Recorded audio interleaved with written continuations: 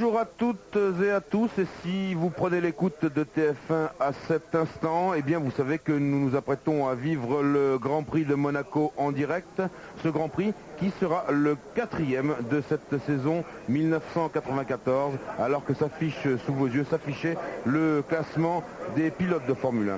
Vous savez également que depuis le Grand Prix du Brésil 1984, ce sera le premier Grand Prix de Formule 1 qui se disputera sans un immense champion qui nous a quittés il y a 15 jours, et j'ai nommé Ayrton Senna. Vous savez aussi que Roland Ratzenberger nous a quittés également. Vous savez que Karl Wendlinger, autrichien lui aussi, est en train de lutter sur son lit d'hôpital, et je vous engage à penser à lui. L'enjeu de ce Grand Prix de Monaco est désormais différent de ce que nous avons connu depuis le début de la saison. Et il faut souligner que la pole position a été attribuée à Michael Schumacher et que sa première pole position, et que de ce fait, eh bien, tout est particulièrement ouvert. La compétition est grande ouverte et il peut se passer beaucoup de choses. Premièrement, à cause donc de la pole position de Michael Schumacher. Deuxièmement, la position en première ligne du Finlandais Mika Hakkinen, c'est sa meilleure place.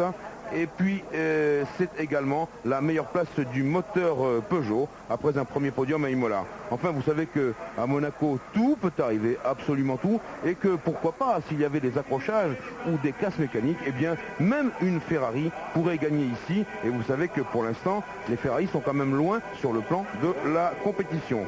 Les chiffres de ce Grand Prix, c'est la 552e épreuve du championnat du monde depuis qu'il a été créé. Et nous allons partir pour 78 tours de 3 km et 328 mètres, soit un Grand Prix de 259 km et 584 mètres. Le Grand Prix le plus court de la saison sur le plan du kilométrage, mais l'un des plus longs, puisque la moyenne horaire est ici très élevée. Renault n'a jamais gagné ici, et naturellement, on s'apprête aussi à suivre la seule Williams Renault engagée, c'est celle de Damon Hill. Tout de suite avec Alain Prost. Alain, les réglages pour ce Grand Prix de Monaco.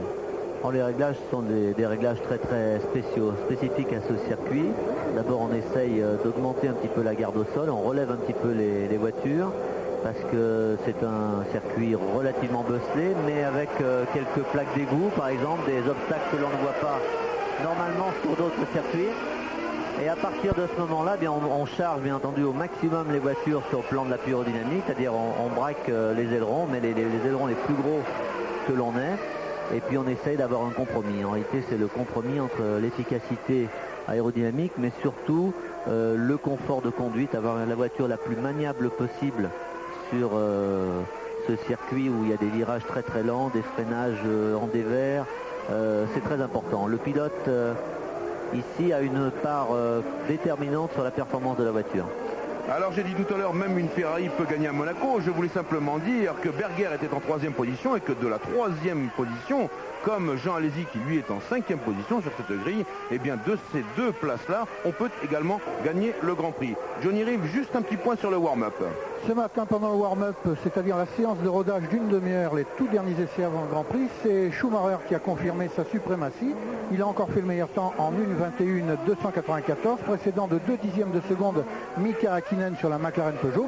Mika Hakkinen qui s'est donc rapproché en valeur relative de Schumacher, puisqu'il était distancé en qualification de 9 dixièmes et que là, il a réduit l'écart à 2 dixièmes seulement.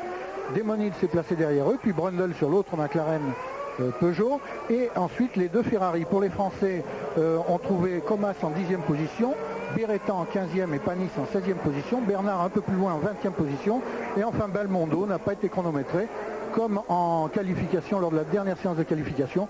Son moteur a cassé, là c'était carrément à la mise en route, il n'a même pas pu faire un demi-tour contrairement à ce qu'il avait fait samedi, mais il est quand même sur la grille de départ.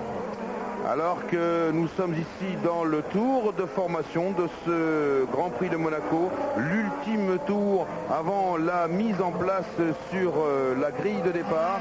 Et je vous rappelle qu'il y a donc 24 voitures qualifiées seulement, puisque nous avons naturellement des pilotes absents. Ici, avec la caméra embarquée, c'était celle de Mika Hakkinen, et puis ici celle de Gerhard Berger. Cette caméra face avant dans la voiture de l'homme de la pole position qui est à gauche sur votre écran, la Benetton Ford de Michael Schumacher, avec ses points rouges qui vous permettra de la distinguer un peu mieux. la pole position, c'est bien. Et ici, quand même, sa première pole position, c'est un petit peu de pression sur les épaules, Alain? Un petit peu de pression, mais quand même, c'est Monaco et il sait que la pole position ici est très très importante, bien entendu pour la place au premier virage qui détermine malgré tout une bonne part du début de course.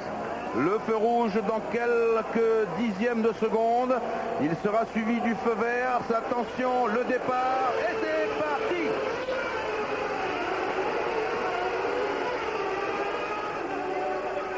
Bien, Mika Hakkinen n'aura pas été bien loin dans ce Grand Prix de Monaco, puisqu'il a été expédié directement dans l'échappatoire de Sainte-Dévote, alors qu'il y a une autre voiture arrêtée. Je pense qu'il y a eu un contact entre Damon Hill et Mika Hakkinen, parce que Damon Hill était au ralenti dans la montée. Il s'est fait dépasser par les deux Ferrari que l'on voit ici en deuxième et troisième position, derrière Schumacher dans la descente de Mirabeau. Eh bien, nous disions que tout pouvait arriver à Monaco. Vous voyez déjà les deux Ferrari qui sont à la poursuite. L'action ralentit. Schumacher. Oui, c'est Damon Hill qui est un petit peu, avec sa roue avant droite, accroche un peu la roue de Mika Hakkinen qui lui était sur sa ligne. Alors que dans le fond là-bas, je crois qu'il y a eu un contact plus violent avec le rail. Je me demande si ce n'est pas Christian Fittipaldi. Nous y reviendrons alors que nous sommes à bord de la Benetton Ford de Michael Schumacher qui tutoie la trajectoire ici à la piscine. Schumacher qui s'apprête à boucler ce premier tour en tête, alors que vous aviez raison, Johnny, Damon Hill n'a pas été loin. Regardez son train avant qui est largement endommagé à la suite du contact avec la McLaren Peugeot de Mika Hakkinen, qui donc a abandonné alors que Schumacher vient de boucler son premier tour de course, suivi par les deux Ferrari. Regardez déjà l'échappée de Michael Schumacher avec 3 secondes et 7 dixièmes d'avance sur Berger, 6 secondes et 2 dixièmes sur Jean Alesi, et puis en quatrième position Fittipaldi, donc ce n'est pas lui qui avait touché tout à l'heure dans le rail. Le cinquième est Martin Brundle, le sixième Blundell, le septième Yukio Katayama, le huitième Alboreto, le neuvième Comas et le dixième Andrea De Cesaris. 1 Schumacher, 2 Berger, 3 Alesi, 4 Fittipaldi, 5 Brundle, 6 Blundell. C'est Morbidelli, Jean-Louis, qui a dû être arrêté à Sainte-Dévote. C'était une arrose. Et malheureusement pour le Grand Prix, pour l'intérêt du Grand Prix, il se voit décapité dès le premier tour par l'adversaire numéro 1 de Michael Schumacher, c'est-à-dire Hakkinen, dans lequel on pouvait voir un challenger possible, n'est-ce pas, Alain? Exactement, on aurait été bien entendu surpris de le voir rivaliser avec Schumacher, en tout cas au début du Grand Prix. Mais ça aurait été intéressant de voir la performance de la McLaren Peugeot sur le circuit aussi tourmenté de Monaco. Et apparemment, d'après les essais de ce matin, il était de plus en plus proche et surtout très motivé. Même Damon Hill qui s'était un peu rapproché aussi au warm-up. Et c'est bien entendu dommage pour l'intérêt sportif. Alors il reste 20 voitures en course pour l'instant. Il y en avait 24 au départ. Alors que nous sommes dans la Ferrari, celle-ci c'est celle de Gerhard Berger, suivie de celle de Jean Alesi avec les parements jaunes. Schumacher fait manifestement le trou. Il est déjà 4 secondes et 3 dixièmes d'avance sur Berger. Et Alesi est loin lui aussi, à plus de 4 secondes de Berger. C'est dire que Jean Alesi s'est plaint tout au long du week-end de sa Ferrari, Johnny. Manque de motricité, manque d'adhérence générale des voitures, donc les roues motrices qui patinent en sortie de virage et même les freinages difficiles qui sont obligés de contraindre les pilotes à anticiper un peu leur freinage, à freiner plus tôt qu'ils ne le voudraient, faute d'adhérence. Alors que nous avons des petits problèmes de réseau international, dois-je le préciser. J'ai également une pensée pour Renault qui n'a jamais gagné à Monaco et puis qui, à mon avis, va avoir des difficultés parce que pour l'instant, bien, Panis est en 15e position avec sa Ligier Renault et Eric Bernard 16e. C'est donc loin, trop loin à mon avis pour remonter vers une victoire. Schumacher, toujours en tête avec sa Benetton Ford et qui attaque là son 4e tour de course. La montée de beau rivage. tire tout droit ici en 6e avant d'arriver au virage de Massenet, Johnny. L'avance de Schumacher qui était de 3 secondes 7 au premier tour, 4 secondes 3 au second tour et maintenant de 5 secondes 7 sur Berger après 3 tours. C'est-à-dire que Schumacher creuse un écart de plus en plus grand avec les Ferrari. Il va pouvoir contrôler la course à sa guise. Alain Prost, dans cette position, se régalerait au plan tactique de mener sa voiture. C'est vrai, mais là je pense que Michael a une voiture tellement superbe en ce moment qu'il va pouvoir le faire sans aucun problème. Par contre, Monaco est quand même un circuit un peu spécial et avec des pièges, vous voulez dire? Des pièges, et donc on ne peut pas gérer son avance exactement de la même manière que sur un autre circuit, notamment un circuit rapide, parce qu'il y a des problèmes de dépassement, il peut y avoir beaucoup de pièges, et je pense que Michael voudra prendre certainement une avance assez importante pour éviter tout problème, notamment au changement de pneumatique, car il y en aura certainement, et puis éventuellement derrière un retardataire au bout d'une quinzaine de tours. Il va certainement rattraper un ou deux pilotes. Personnellement, j'avais eu une très très mauvaise expérience une année où j'avais été resté bloqué complètement derrière Shiver de Cesare, je crois, au virage de la gare, et au point mort, obligé d'attendre que les commissaires dégagent très bien et très vite d'ailleurs les voitures. Donc c'est le genre de mésaventure qui peut arriver à Monaco. Alors que nous sommes maintenant dans le 5e tour de course avec Schumacher qui creuse toujours l'écart. Plus de 7 secondes maintenant sur Berger. Alesi qui a un peu refait le point sur sa Ferrari. Et non, qui se rapproche, oui, mais non, finalement c'était au tour précédent. Là maintenant il est à 12 secondes de Schumacher, c'est-à-dire à 5 secondes de son équipier Gerhard Berger. Manifestement il y a des problèmes de ce côté-là. Le 4e est toujours Fittipaldi, le 5e Brundle avec la McLaren Peugeot rescapée, le 6e Mark Blundell suivi par Ukyo Katayama, son équipier sur les Tyrrell Yamaha. Le 8e c'est ce vieux lion d'Alboreto. 9e Eric Thomas avec cette Larousse Ford qui est pas mal du tout ici, hein, parce qu'il faut dire que toutes les voitures ont été remises à zéro puisqu'il n'y a pas d'essai possible ici à Monaco. C'est un circuit non permanent, et dans ce contexte, eh bien, la Larousse Ford ne s'est pas trop mal débrouillée, cette équipe qui est française, dois-je le rappeler. Et Eric Thomas, 9e, après avoir fait de très très belles performances durant les essais libres. Un peu moins belle que ce qu'il espérait, puisque samedi il a été gêné par une panne d'électronique de boîte de vitesse, mais néanmoins là il s'est bien repris malgré une position moins bonne que celle qu'il espérait sur la grille. Il est 9e, tandis que Jean Alesi doit faire front à la pression qu'exercent sur lui Fittipaldi et Brundle, qui vont lui mener la vie dure, étant donné que juste avant le départ, Jean Alesi disait encore: la tenue de route de la Ferrari est loin de ce que je voudrais qu'elle soit. Et oui, bien sûr. Alors, je pense que comme il peut se passer énormément de choses, on va tout de suite aller à Paris pour cet écran de publicité et on revient. Retour à Monaco dans le 8e des 78 tours de ce Grand Prix.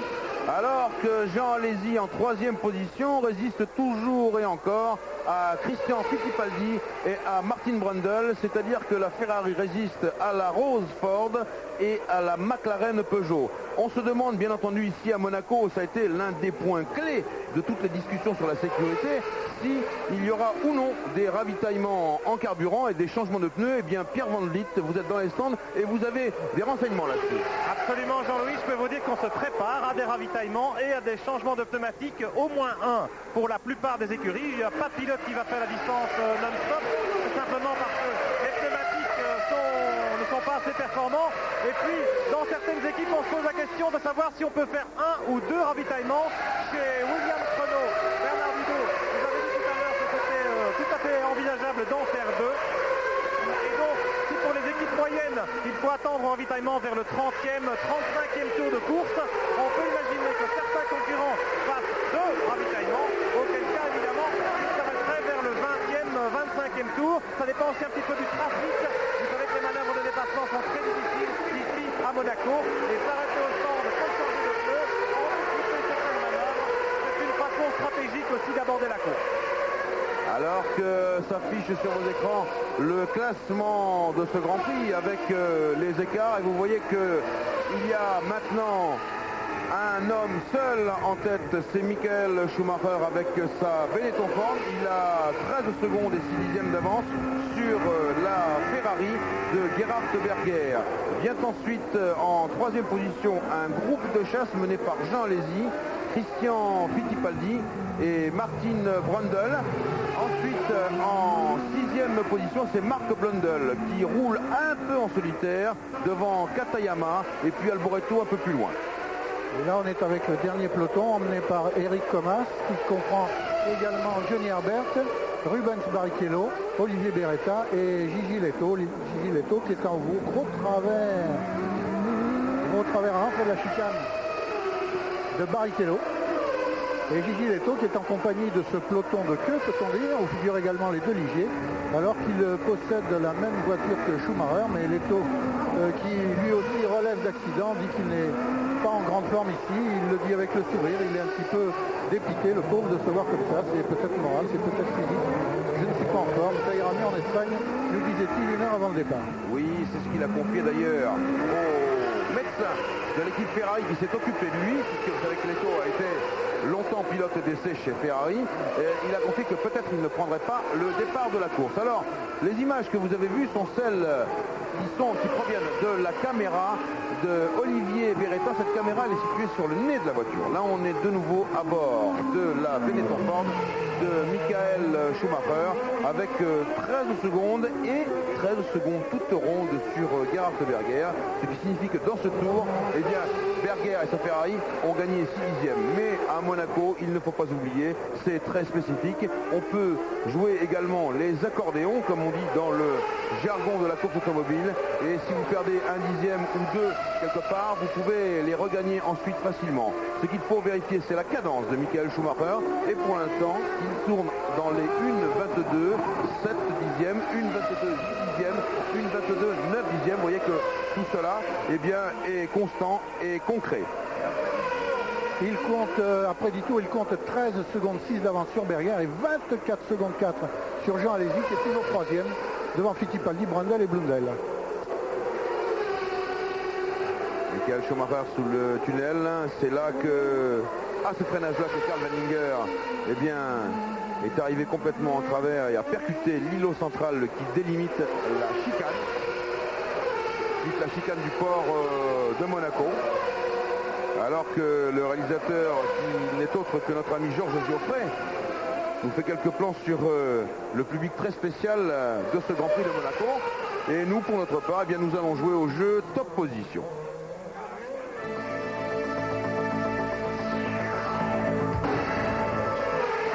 Jean-Louis Moncey, nous sommes avec Mika Häkkinen, le héros malheureux de ce début de Grand Prix.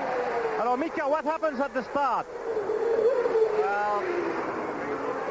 God damn it. I tell you, I had a really unfortunate Grand Prix this time.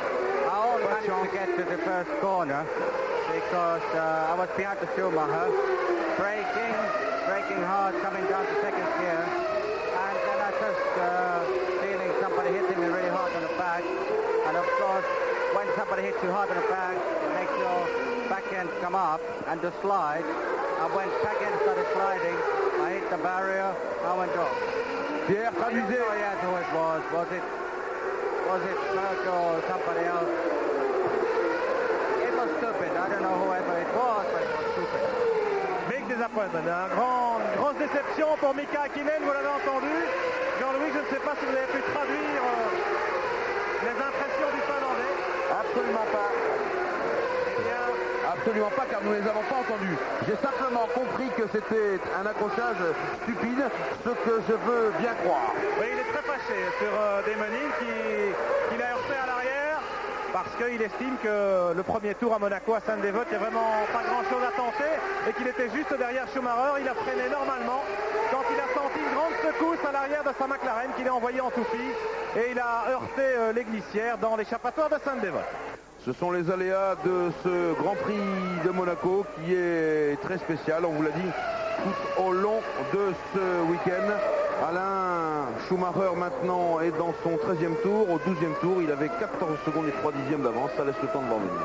Oui, certainement. Mais vraiment là, voyant passer les voitures, l'accélération notamment à virage de la Rascasse, il a l'air d'avoir une voiture qui est magnifique sur le plan de la motricité. J'ai pas l'impression qu'il force outre mesure.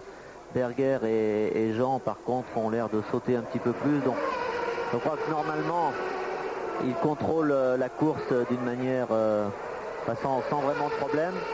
Maintenant, simplement, les ravitaillements, le changement de pneus vont décider de la tactique à adopter. Après, en tout cas, pour le premier tiers de la course, je pense que les choses sont maintenant établies. Pour revenir à l'accrochage d'Hakkinen, vraiment, je trouve ça dommage parce que ça aurait été très intéressant de voir la McLaren ici. J'ai l'impression que c'est une voiture, vous savez, elle a gagné 9 des 10 derniers Grands Prix ces dernières années. Oui. Et bon, c'est... Vous y êtes pour quelque chose? Oui, mais enfin, Ayrton, moi-même, mais malgré tout, c'est pas étrange. La McLaren est une superbe voiture, peut-être un petit peu plus souple d'une manière générale que les autres voitures, ce qui leur procure un peu plus de grip, d'adhérence à basse vitesse, et puis toujours une très bonne motricité. Et c'est dommage parce que sur l'ensemble du Grand Prix, 2 heures, vous savez, presque 2 heures, c'est long et beaucoup de choses peuvent se passer. Eh bien oui, et pour venir appuyer ce que vous dites, Alain, eh bien Schumacher est en tête avec 15 secondes d'avance sur Berger. Et Alesi, lui, est en 3e position.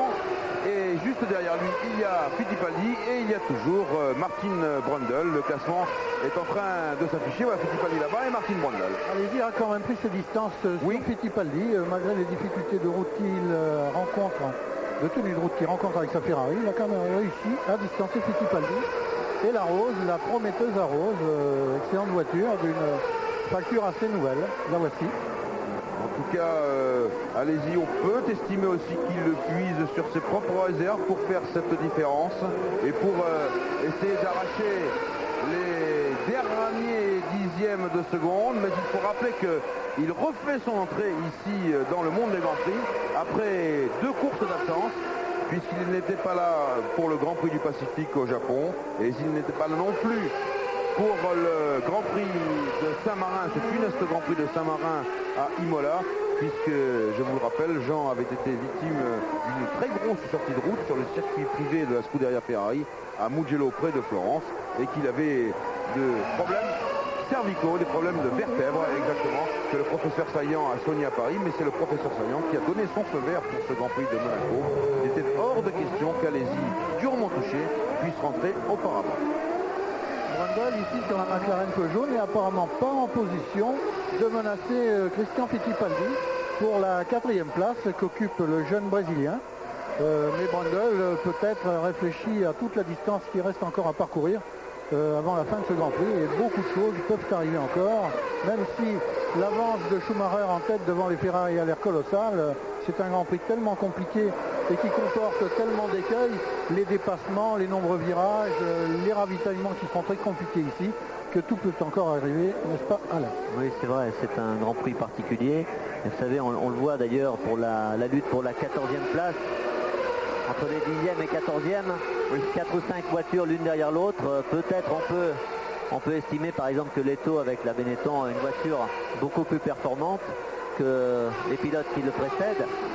Mais ici, c'est pratiquement impossible à doubler. Et c'est vrai que les résultats s'obtiennent, ou en tout cas les dépassements, plutôt dans la 2e partie de course, là où les pilotes commencent à être un peu plus fatigués, les mécaniques aussi, et il y a un peu plus d'opportunités pour dépasser ou profiter d'une erreur de l'autre. Alors, vous parlez de la fatigue des pilotes, c'est vrai, vous parlez des mécaniques, c'est surtout les transmissions ici. Oui, transmissions, les freins.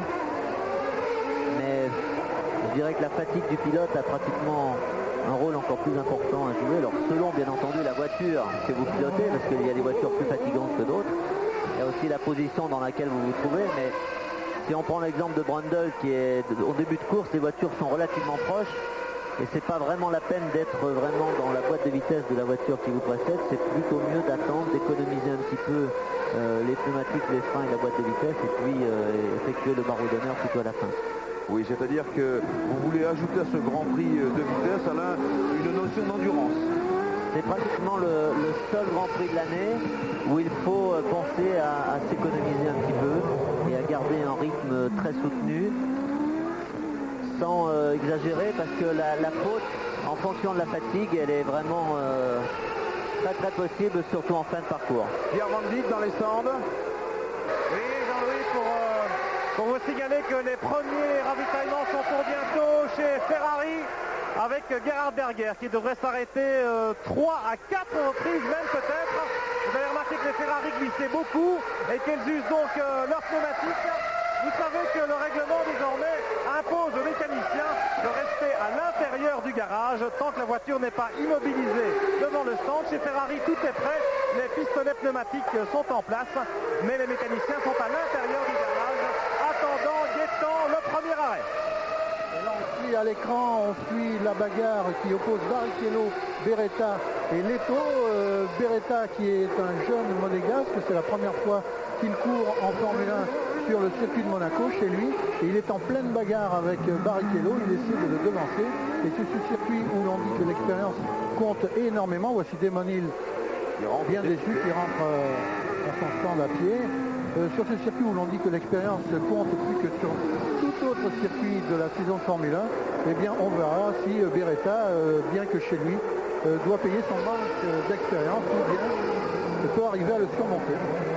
En tout cas, en tête, Schumacher est dans son 17e tour, Berger qui est deuxième, 3 Alesi, 4 Fittipaldi, 5 Brundle, 6 Blundell, 7 Alboreto, 8 De Cesaris, 9 Katayama, 10 Comas, avec la Russa Motorford. Le 11e est Herbert, le 12e Barrichello, le 13e est Beretta, le 14e est Leto. C'est ce que nous voyons en ce moment. Le 15e est Panis et le 16e Bernard. Ce sont les deux Ligier Renault. Et puis le 17e est Brabham, le 18e Lamy, le 19e Gachot, le 20e Belmondo. Schumacher, lui, est bien en train de faire sa route puisque déjà Bernard, Brabham, Lamy, Gachot et Belmondo lui ont concédé un tour. Il va arriver bientôt, il va bientôt talonner le groupe auquel on assiste à Bacar de Beretta, Barrichello et Leto. Et Schumacher se rapproche d'eux.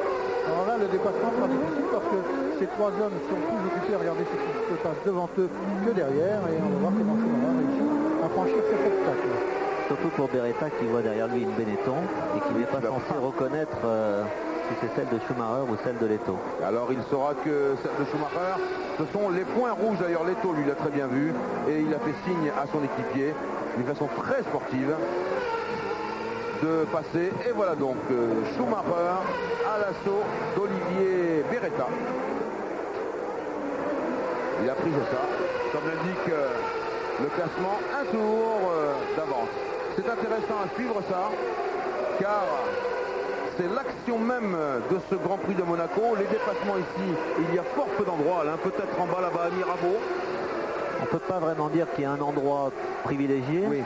Ça dépend beaucoup je dirais, du pilote qui est doublé. La bonne volonté. Si, voilà, s'il met un peu de bonne volonté, peut-être ici à Mirabeau dans certains cas, mais toujours avec beaucoup de précautions quand même. Là où ça se complique, c'est que Barrichello et Beretta prenaient un tour à Belmondo, lequel concède son second tour, il laisse passer Schumacher. Et oui, bien sûr.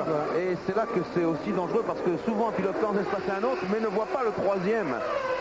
C'est ce qui fait toute la difficulté ici de ce circuit. En réalité, Belmondo s'était écarté devant Leto et non pas devant Schumacher qu'il avait déjà passé. Et le problème pour Schumacher, ça va être de doubler les voitures qui le précèdent parce que certains pilotes vont croire que c'est Leto qui est toujours derrière eux. C'est ce que nous venons de dire, Pierre, et justement, on s'apprête à regarder ça de très très près parce que Beretta est tout à sa poursuite. Schumacher vient de freiner très très juste, il a à peine évité le blocage. Et il perd du temps Schumacher parce qu'au lieu de tourner en 1.21.6 ou 7, il tourne en 1.23.5. Il perd à peu près 2 secondes au tour. Exactement, c'est là où il y a un rôle tactique à jouer. S'il doit s'arrêter éventuellement un peu plus tôt pour ravitailler et changer de pneumatique, plutôt que d'être bloqué et de perdre une bonne seconde au tour par rapport à Berger. Visiblement, Beretta ne l'a pas reconnu et il pense avoir affaire à Leto. D'une part, et deuxièmement, il n'y a pas assez de différence de puissance entre le moteur de Beretta et le moteur de Schumacher pour que celui-ci, à la réaccélération, puisse faire la différence pour arriver par exemple à côté au freinage de Sainte-Dévote. 26 et Beretta ferme la porte croyant faire obstacle à Leto. Et Schumacher a tourné en 1.26, c'est-à-dire qu'il est à 4 secondes et demie de ses temps moyens. Johnny, c'est simple, Schumacher avait 15 secondes et 4 dixièmes d'avance sur Berger. Il a maintenant 12 secondes et 6 dixièmes. Mais on se met sans doute à la place de Schumacher. Ce serait trop stupide de risquer quelque chose. Voilà, non, il ne l'a pas, s'il l'a vu. Oh, le freinage retardé. La Beretta, d'ailleurs, ça l'a laissé pantois. il s'est dit mais c'était Schumacher. Alors là, on a vu quelque chose de très très beau. On a vu Schumacher attaquer, Beretta retardé au maximum et Schumacher se donnait encore 1 ou 2 mètres de plus au freinage. C'était vraiment formidable. Schumacher va donc maintenant partir à l'assaut de Barrichello, à qui on montre les drapeaux bleus. Barrichello s'écarte très sportivement, bravo. Il a reconnu, lui, qui était le leader de la course. Et maintenant, eh bien, Schumacher va devoir rejoindre Herbert et Comas. C'est dans ces cas de figure, sans doute, que les commissaires de piste doivent faire preuve d'un grand discernement pour faire comprendre aux pilotes qu'il est rejoint, non pas par quelqu'un avec lequel il se bat, mais peut-être avec quelqu'un qui lui prend un tour à l'heure. Exactement, c'est vrai, mais c'est aussi un des problèmes de la réglementation des drapeaux. Parce qu'un drapeau, normalement, on l'agite aussi, même dans le cas où deux pilotes se bagarrent, parce que le signe, c'est un pilote tente de vous dépasser. Donc, c'est vrai que c'est toujours un peu ambigu. Et c'est ce qu'on a vu ici. Alors, bien entendu, le pilote comme Beretta pensait que c'était Leto derrière. Barrichello a compris tout de suite que c'était Schumacher et il l'a laissé passer. Et on a vu dans le dernier tour, il a tourné en 1,26,0, c'est-à-dire il a perdu à peu près 4 secondes par rapport au temps qu'il est capable de faire tout seul, ce qui est énorme. Herbert et Comas ont bien compris le message alors qu'on s'apprête dans les stands à ravitailler. Messieurs, je dois vous signaler qu'il y a le drapeau bleu présenté et le drapeau bleu agité, et même agité très violemment. Alors quand il est agité violemment, quand même, je pense que le pilote doit être en mesure de pouvoir obtempérer. Exactement, normalement c'est ça, mais c'est pas toujours évident, je vous dis, dans les rues de Monaco, de voir si le drapeau est mobile ou un peu agité ou beaucoup agité. Exactement. Alors que le classement s'affiche sur vos écrans, Schumacher, Berger à 13 secondes et 7 dixièmes, Alesi 3e à 30 secondes, Fittipaldi à 34 secondes, Brundle 36, Pierre Brundle qui va rentrer au stand, c'est sans doute lui le premier qui va ravitailler. En tout cas, les pneumatiques sont sortis des couvertures chauffantes chez McLaren Peugeot. Martin Brundle qui a fait un début de course un petit peu en demi-teinte. Et le voilà dans la chicane de ralentissement à l'entrée des stands. Premier arrêt pour Martin Brundle et la McLaren Peugeot numéro 8. Et top pour Brundle. On va chronométrer son arrêt. Voilà. Pas d'incident notoire et c'est reparti. 8-0 pour Brundle. Voilà, c'est un moment historique. Et vitesse limitée dans les stands, évidemment. Bien sûr. Vous connaissez le nouveau règlement, 80 km/h. Absolument. Avec des radars pour mesurer tout ça. Mais je me demande comment les pilotes, eux, peuvent voir s'ils roulent ou non à 80 km/h, étant donné qu'il n'y a pas de compteur de vitesse. Eh bien, certaines écuries ont pris des dispositions. Certaines écuries ont équipé les voitures de compteurs de vitesse. Et même d'avertisseurs sonores. Et d'autres équipes se sont contentées de dire à leurs pilotes, voilà, pour 80 km/h, il faut que tu sois tel régime en deuxième vitesse. Eh bien, nous avons vécu un moment historique car c'est la première fois depuis des dizaines d'années qu'on ravitaille à Monaco. En tout cas, qu'on ravitaille de façon volontaire. Je crois, Jean-Louis, c'est la première fois depuis 1950. Enfin, oui. Alors, depuis la création du championnat du monde. Eh bien, oui, déjà, à cette époque-là, s'arrêter à Monaco, c'était déjà très, très problématique. Donc, pour l'instant, le classement est le suivant. Schumacher devant Berger à 15 secondes. Alesi est en 3e position. Fittipaldi 4, Blundell 5, Martin Brundle 6 pour l'instant, mais on va voir le temps qu'il a perdu exactement au moment où il repassera devant la ligne de chronométrage, c'est-à-dire pas loin de nos cabines de commentaires. Ici, c'est la voiture de Gigi Leto qui est en 14e position. Alors, comme les ravitaillements vont sans doute se précipiter, je pense que nous devons aller à Paris. Non, pardon, c'est Schumacher. Nous devons aller à Paris et nous nous retrouverons après ça. Retour à Monaco dans le 25e tour de ce Grand Prix qui en compte 78. Et vous voyez que le classement a changé. Un Schumacher, 2 Alesi, tout simplement bien parce que Schumacher en premier a ravitaillé, suivi bien sûr de Gerhard Berger. Et je crois que Dominique Guimond à Paris est prêt à nous remontrer cela. Ça s'est très très bien passé. 11 secondes pour Schumacher qui est rentré. Voici avec une caméra embarquée. Et puis ensuite Berger est rentré lui à son tour. Et le temps plus de 9 secondes. Voilà Schumacher. Un peu long, et puis un départ assez doux. Et puis, hop, la Ferrari qui rentre. Vous voyez que c'est juste. Vous savez que les team managers ont dû déposer les tours exacts auxquels ils voulaient ravitailler. Berger est reparti un peu plus tôt. Je vais dire son ravitaillement en 8 secondes et demie grosso modo. Et maintenant nous revenons sur les images en direct. De ce fait, eh bien, Schumacher est en tête avec 3 secondes et 9 dixièmes d'avance sur Jean Alesi. Le troisième est Fittipaldi, le quatrième Gerhard Berger, le cinquième Marc Brundle, le sixième Martin Brundle. Vous savez que Martin a été avec sa McLaren Peugeot le premier pilote à ravitailler et à changer de pneus. Pierre Van Vliet. Oui, Jean-Louis, contrairement à ce qui avait été dit après les incidents d'Imola au ravitaillement, eh bien, les écuries ne doivent pas prévenir à l'avance de quel tour ils vont choisir pour rentrer, puisque effectivement, c'était à peu près ingérable. C'était effectivement une des décisions qui avait peut-être été prise un peu vite. Et lors de la réunion des constructeurs jeudi, il a été décidé de renoncer à cet aspect des choses. Heureusement, parce que je connais un team manager qui avait prévu de déposer un plan de ravitaillement tous les 5 tours exactement.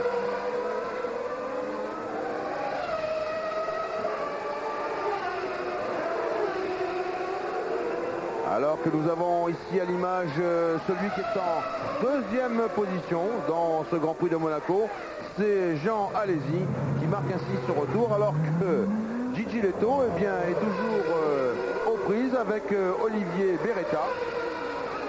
Il s'agit de deux monégasques, l'un d'adoption, l'autre monégasque pour le bon, c'est Olivier, qui a une caméra dont vous avez pu suivre les évolutions si vous avez regardé Automoto ce matin. C'est une caméra qui est située dans le nez de la voiture et qui nous montre absolument le défilement invraisemblable, irréel de cette piste de Monaco. Nous sommes donc dans la pleine période des ravitaillements. On va en profiter pour faire un petit jeu top position.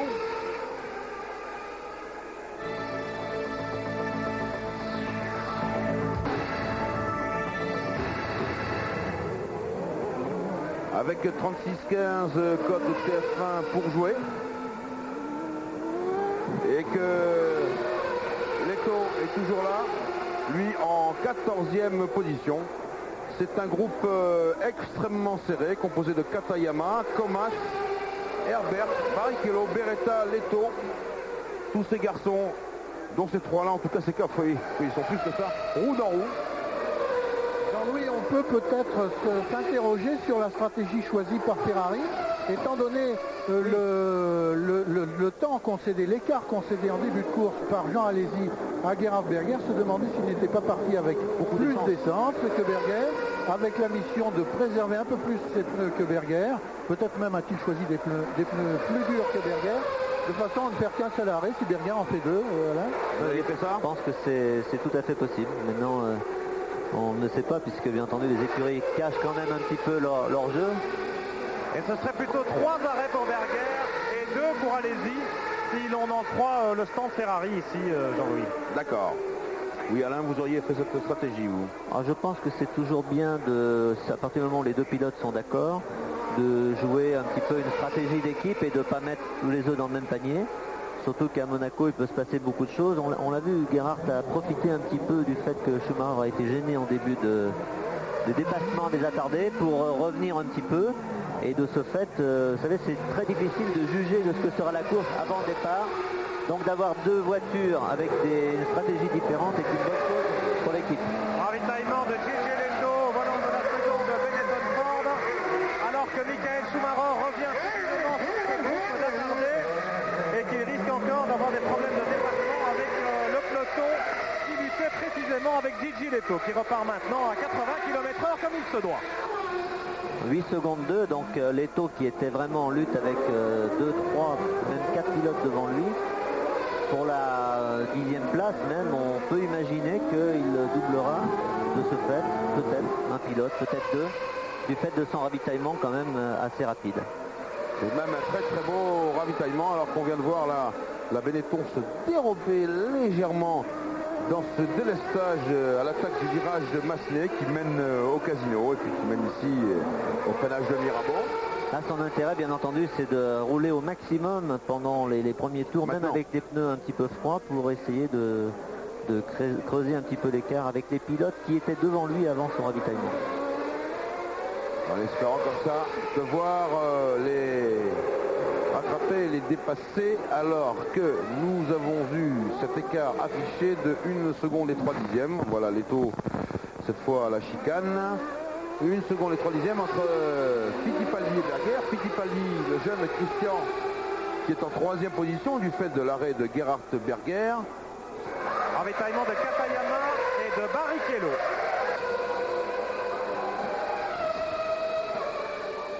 On prend les tops puisqu'ils rentrent ensemble. Katayama, Barrichello, lequel va repartir en premier. On met pas mal d'essence, ça s'éternise pour l'un comme pour l'autre. 20 secondes 8 pour Katayama et encore plus pour Barrichello, voilà, qui est énorme. On voit au passage les fameux doubles ailerons que les écuries emploient sur les circuits où il faut énormément d'appui aérodynamique, alors que je vous annonçais 1 seconde et 3 dixièmes entre Christian Fittipaldi et Gerhard Berger. Et bien maintenant, les deux hommes sont roue dans roue. Je vous rappelle le classement: 1 Schumacher, 2 Alesi, 3 Fittipaldi. Le voici, 4 Gerhard Berger. Et Berger va sans doute tout faire pour récupérer sa 3e place.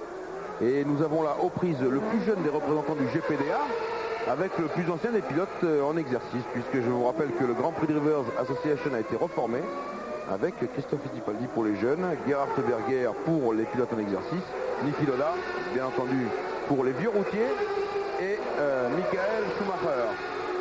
Un GPDA, Alain, que vous auriez reformé vous-même? Une petite parenthèse. Ah, de toute façon, moi je suis favorable à l'association des pilotes, surtout en ce moment.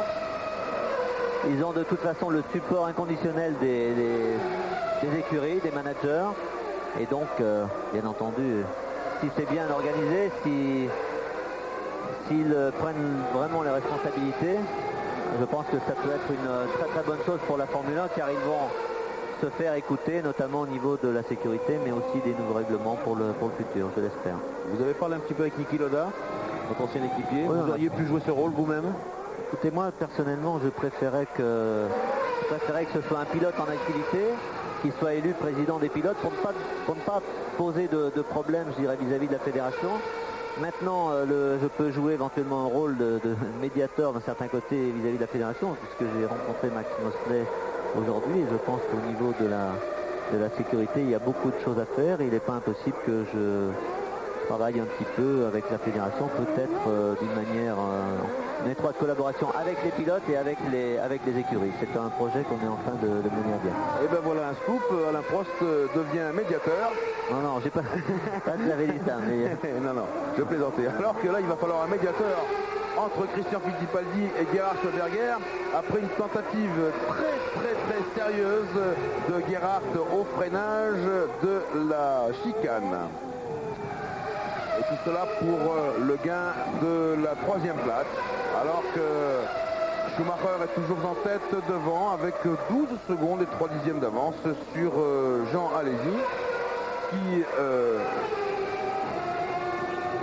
détrompez-moi, n'a pas ravitaillé. Pas encore, mais ça ne saurait tarder parce que chez Ferrari on se prépare. Et je pense qu'au prochain passage de Jean Alesi, la Ferrari numéro 27 viendra ravitailler à son tour.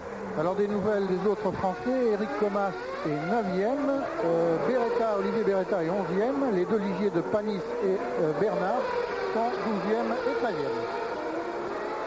Après ce point, eh bien, on regarde les 7 dixièmes qui séparent Berger de Fittipaldi. Attention, c'est peut-être là, il n'est pas assez près à mon avis. Freinage spectaculaire, mais il faut rattraper. Pas mal la Ferrari au freinage. Mais la voiture de Fittipaldi est aussi assez impressionnante depuis le début de la saison. Circuit rapide ou circuit lent, elle est toujours pas mal placée, toujours à son avantage. Et les deux pilotes ont l'air de faire un travail assez concluant depuis le début de l'année. Là, nous avons parlé des transmissions, nous avons parlé de l'appui aérodynamique. Il y a aussi la motricité ici en sortie de virage lent, c'est extrêmement important. Oui, très important sur le plan de la performance. Bien sûr qu'avec les ravitaillements, on a la possibilité de changer une fois, 2 fois ou même 3 fois pour certaines écuries de pneumatiques. Mais les pneus arrière souffrent énormément car ils sont en train de patiner, de cirer, comme on dit dans le jargon, à peu près pendant 2 heures. Dès que vous sortez d'un virage, même moyen, puisque les Formule 1 actuels, surtout sans l'antipatinage que l'on a supprimé cette année, eh bien, même en 3e vitesse, 4e par endroit, ont tendance à patiner un petit peu, et bien entendu, un phénomène d'usure très important. Alors je remarque une chose quand même dans les ravitaillements, c'est qu'il y a moins de précipitations, moins de tension dans ces ravitaillements.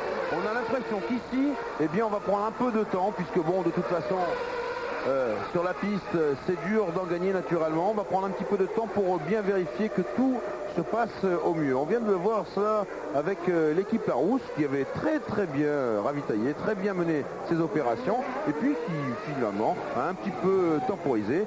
C'est pas plus mal. Alors qu'ici on revient en gros plan sur cette bagarre magistrale qui va nous mettre aux prises, allez-y bientôt, avec Christian Fittipaldi talonné par Gerhard Berger, cet Arrows Ford en sandwich entre les deux Ferrari. Voilà qui va très nettement corser les débats, alors que vous savez que le leader de ce Grand Prix de Monaco, pointant l'instant leader incontesté, c'est Michael Schumacher avec 15 secondes et 3/10 d'avance sur Jean Alesi. Panneau box pour Alesi. Et donc les pneus sont maintenant sortis des couvertures chauffantes. Jean Alesi va ravitailler au prochain passage. Cette fois c'est définitif, alors que Marc Blundell sur la Tyrrell Yamaha, très bien placé également, s'arrête à son tour. Le voilà, Marc Blundell est top pour lui.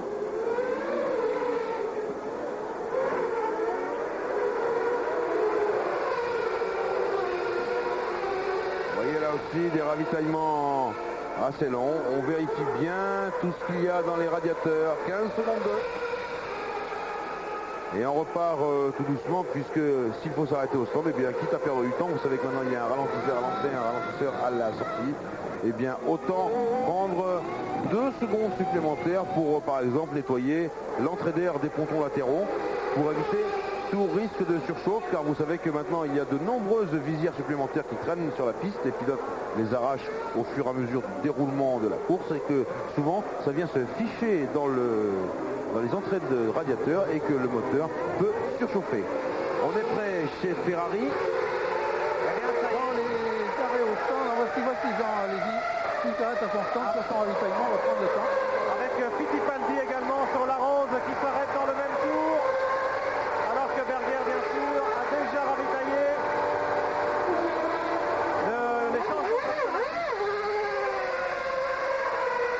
Les changements de pneumatique se passent très rapidement, mais c'est effectivement le ravitaillement en carburant qui prend un petit peu plus de temps. Et Fittipaldi est reparti derrière Jean Alesi. Et par conséquent, le classement est une nouvelle fois modifié derrière Michael Schumacher et sa Benetton Ford. Schumacher qui est maintenant avec 23 secondes d'avance sur Gerhard Berger. Et le troisième, Johnny, c'est Martin Brundle. Oui, on voit bien évidemment, c'est facile de le voir après, mais que l'intérêt de s'arrêter le plus tôt, puisque Brundle s'est arrêté le premier, eh bien, il a eu l'avantage de profiter de son ravitaillement, donc des pneus plus frais, pour creuser un petit peu l'écart sur Alesi et Fittipaldi. Bon, un ralenti qui m'a fait peur. Je croyais qu'on allait nous remontrer un incident. Oui, un incident. Jean Alesi a fait attention de bien conserver sa droite. Il a accéléré de façon rectiligne. Il n'a pas du tout gêné Brabham qui passait à hauteur des stands sur sa lancée à 250 km/h à cet instant-là. Oui, bien sûr. C'est un endroit peu propice pour qu'il arrive quelque chose. Alors les arrêts de ravitaillement comptent quand même beaucoup dans les positions des pilotes, puisque on a vu tout à l'heure l'arrêt manqué de Katayama qui restait 20 secondes immobilisé à son temps. On estime qu'un arrêt de 8 secondes au stand coûte en réalité 25 secondes, le temps de décélérer et de réaccélérer. Et Katayama, qui était jusque-là 6/7e, s'est retrouvé 16e pour être resté 20 secondes au lieu de 8 à son stand. Attention, on va bientôt avoir un autre duel dans ce Grand Prix de Monaco, et c'est Jean Alesi talonné par Christian Fittipaldi.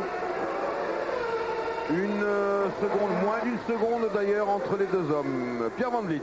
Arrêt de Michele Alboreto sur la Minardi. C'est assez loin, alors que chez Ligier également, on se prépare à accueillir les Bleus pour le ravitaillement. Eh bien, on va faire un point sur le classement. 1 Schumacher, 2 Berger, 3 Brundle, 4 Alesi, 5 Fittipaldi, 6 De Cesaris, 7 Blundell, 8 Alboreto, 9 Comas, 10 Herbert, 11 Panis, 12 Neto, 13 Bernard, 14 Brabham, 15 Katayama, 16 Beretta, 17 Lamy, 18 Cachot et 19 Belmondo. Apparemment, parmi les premiers, seul De Cesaris ne s'est pas encore arrêté à son stand. Il occupe la 6e place entre Fittipaldi et Blundell. Et voici Ligier dans l'échappatoire de la chicane.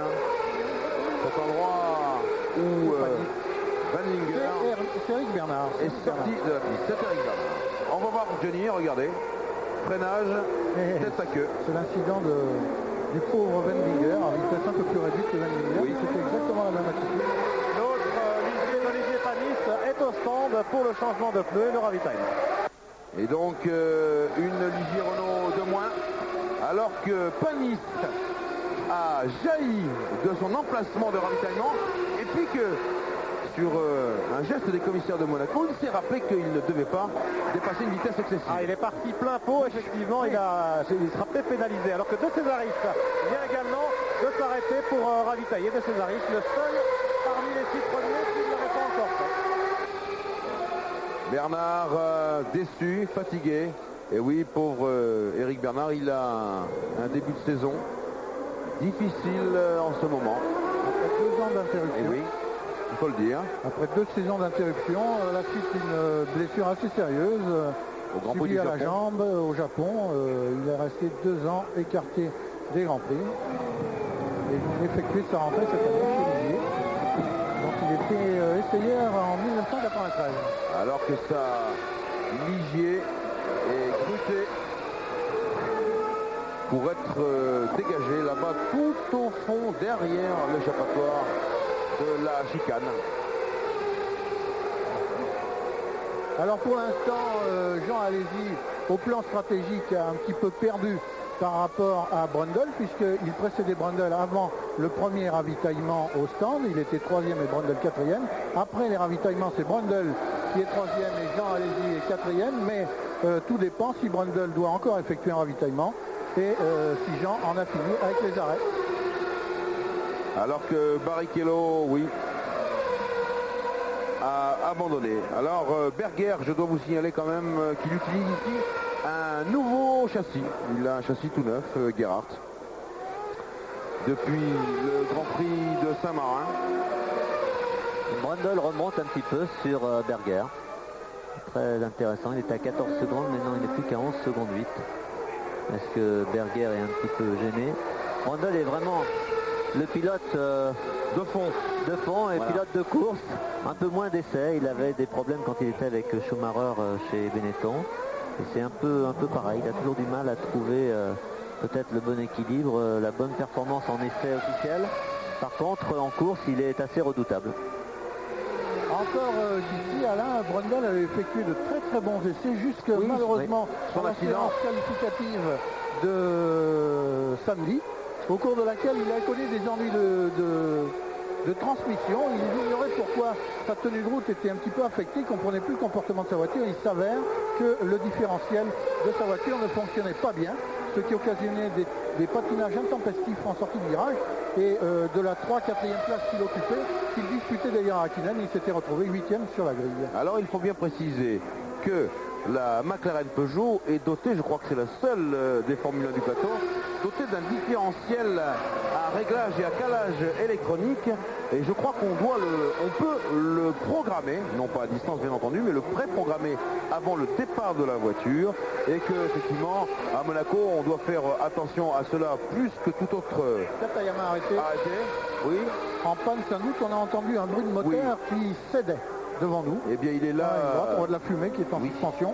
Dans ce cimetière de voitures depuis le départ naturellement. Alors je reviens au pré-réglage du différentiel électronique de la McLaren. Et si par malheur, donc, comme vous le disiez, il survient quelque chose de ce style, eh bien, c'est très embêtant. Cela étant dit, on va me dire pré-programmage d'un différentiel, oui, c'est vrai, mais si le pilote fait un tête à queue, eh bien, il passe devant le stand, il appuie sur le bouton Reset, c'est un terme d'informatique, et son différentiel est recalé pour le tour suivant. Jean-Louis, oui. Un petit mot pour vous donner la raison d'abandon de Rubens Barrichello avec la Jordan Art moteur cassé. Eh bien, Michael Schumacher est en tête de ce Grand Prix devant Gerhard Berger à 28 secondes et Martin Brundle à 37 secondes.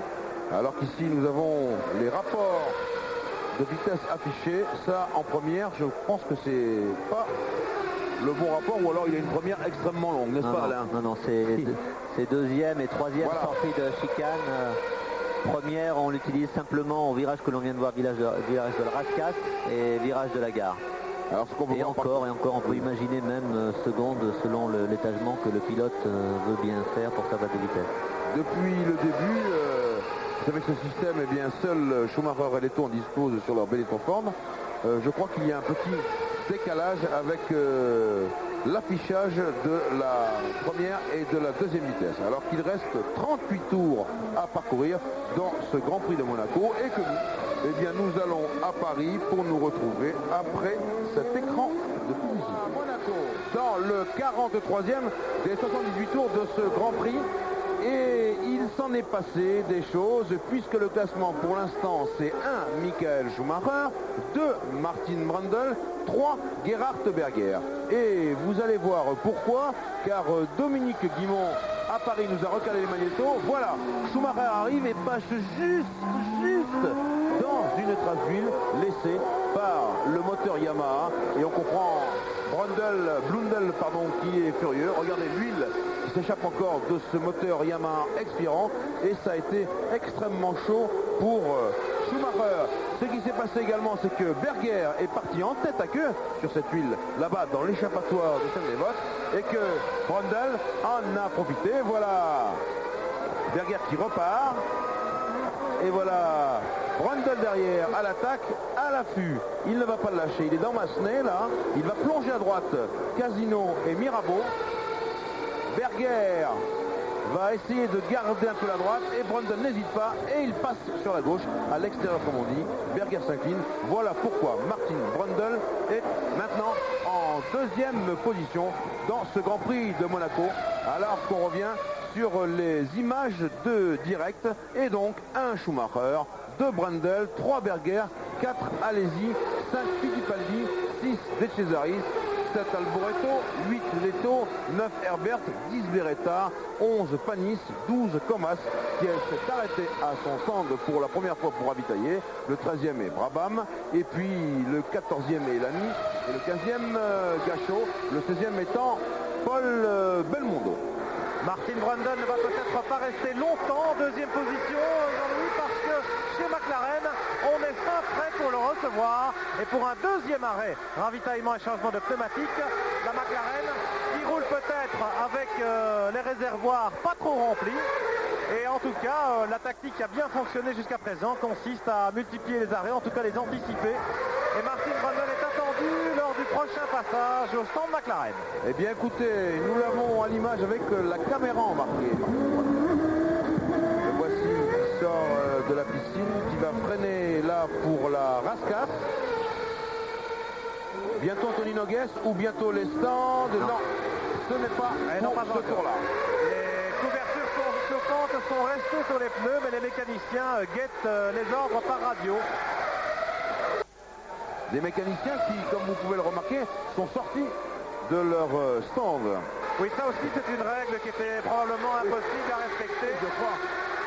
Mais grâce à la vitesse limitée dans les stands, eh bien les risques sont d'autant plus limités pour les mécaniciens également. Alors que Paul Belmondo semble se morfondre à son stand. Sur la Pacifique, n'est-ce pas, Johnny? Paul Belmondo qui a sans doute effectué aujourd'hui plus de tours que depuis le début de la saison. Il en est à son 40e tour et je ne sais pas si jusque-là il avait atteint une telle distance étant donné les ennuis qui l'ont accablé le pauvre Paul. Toutes les avanies, c'est-à-dire des triangles de suspension qui sont rentrés dans la coque et puis des moteurs qui ont explosé. En tout cas, bravo Paul pour tenir le coup. Et c'est lui qui ferme la marche, Paul Belmondo, alors que dans le clan des Français, eh bien Comas est 12e et Beretta 10e. Je crois que Beretta, lui aussi, est en train d'effectuer une performance, Johnny. C'est lui, sur son circuit, il s'applique, il a abordé les essais avec beaucoup de circonspection, il a maîtrisé la fougue qui aurait pu l'inciter à attaquer trop sur un terrain qu'il connaît parfaitement parce qu'il le fréquente quotidiennement et puis parce qu'il a couru en Formule 3, mais non, il a été pondéré, mesuré, il s'est contenté d'une place modeste en disant attendons, voyons voir. Et aujourd'hui, en course, eh bien, sa bonne connaissance du terrain lui permet de certainement polir ses trajectoires, de ne pas brutaliser sa voiture, et il occupe une très belle position. Alors que nous sommes à bord de la Ferrari de Gerhard Berger en 3e position. Avec, oui Pierre. On a passé la flèche à Martin Brundle lors du dernier passage. Les pneumatiques sont sortis des couvertures chauffantes. C'est donc sérieux cette fois. Pour McLaren Peugeot, Brundle, ravitaillement dans 1 minute environ. Alors Brundle est à 35 secondes de Schumacher, Berger à 41 secondes. Ce ne sera pas suffisant pour permettre à Brundle de repartir en 2e position en gardant sa place, mais il y a toujours des ravitaillements possibles. Et puis on verra s'il repart 3e ou 4e, car son avance sur Jean Alesi 4e est actuellement de 32 secondes, et ce qui correspond grosso modo au temps d'un arrêt. Enfin, les arrêts sont coûtent entre 25 et 30 secondes. Alors si l'arrêt dure un petit peu trop, eh bien Jean Alesi aura une petite chance. Peut-être voilà Brundle qui se pointe dans les stands à l'instant même. Voilà, Martin Brundle au stand de McLaren. Attention pour le chrono. Top. Il resserre quelque peu ses harnais, Martin Brundle. Et voilà, c'est reparti. 10-1, doucement. On les voit toujours démarrer à fond le track. Hop, se souvenir que, attention, ne pas dépasser 80 km/h. Pierre. Jean Alesi est derrière, il vire à la rascasse et maintenant seulement à Noguès. Il va repartir derrière Brundle. Alesi qui est toujours talonné par la rose de Christian Fittipaldi. Alors que Gachot est passé devant Brundle, physiquement parlant, on s'entend parce qu'il a 3 tours de retard sur les leaders, Bertrand Gachot. Et j'espère qu'il ne va pas, non, voilà. Eh bien, il a même traîné un peu plus tôt que d'habitude pour laisser passer l'homme qui est pour l'instant en 3e position dans ce Grand Prix de Monaco, exactement au 48e tour. Donc à l'heure présente, la stratégie de McLaren s'avère la bonne par rapport à celle mise sur pied chez Ferrari pour Jean Alesi en tout cas, puisque Brundle, malgré 2 arrêts, se trouve devant Alesi, qui n'en a effectué qu'un. Là, je vais bien sûr demander ça à Alain Prost. McLaren costaud dans les stratégies, de tout temps. Ah oui, il faut reconnaître qu'ils ont toujours été très très bons. Bon, là, c'est vrai que Brundle maintenant est dans une position très très favorable parce qu'il est en pneus frais, avec de l'essence bien sûr par rapport à Jean, mais il est devant, donc il n'a pas de problème de trafic. Il a une vingtaine de secondes de retard sur Berger. Et on a vu tout à l'heure avant le dépassement et avant le ravitaillement qu'il remontait assez fort sur Berger, donc apparemment il a une voiture qui est un peu plus performante, donc il a la situation idéale. Il va essayer de revenir, ou en tout cas de rester avec le même écart, et Berger bien entendu devra s'arrêter dans quelques tours. Alors au-delà de tous ces garçons, eh bien nous avons toujours, ne l'oublions pas, Michael Schumacher en tête avec 40 secondes et 4 dixièmes d'avance dans ce Grand Prix de Monaco. Oui, on n'en parle pas beaucoup, oui, mais il calque sa course, c'est vrai, sur les autres. On a vu tout à l'heure Brundle qui était le pilote le plus rapide sur le circuit quand il y avait un petit peu d'huile. Il tournait à ce moment-là en 22, 22,4 et Schumacher tournait en 23. Et puis d'un coup, peut-être en sentant que le second avait changé, ce n'était plus Berger, c'était Brundle, et bien Schumacher a fait 1 ou 2 tours en 21 et quelques, c'est-à-dire qu'il a tendance bien entendu à contrôler la course, et quand on le voit, on le voit peu d'ailleurs à l'image, mais quand on le voit, On voit très bien qu'il passe relativement loin des glissières de sécurité, qu'il contrôle bien entendu son avance. Un garçon impérial, alors que là, ça se fâche. Est-ce que c'est Jean Alesi en train de montrer le point? Oui, il contrôle parfaitement sa course. Michael Schumacher. Très très bien.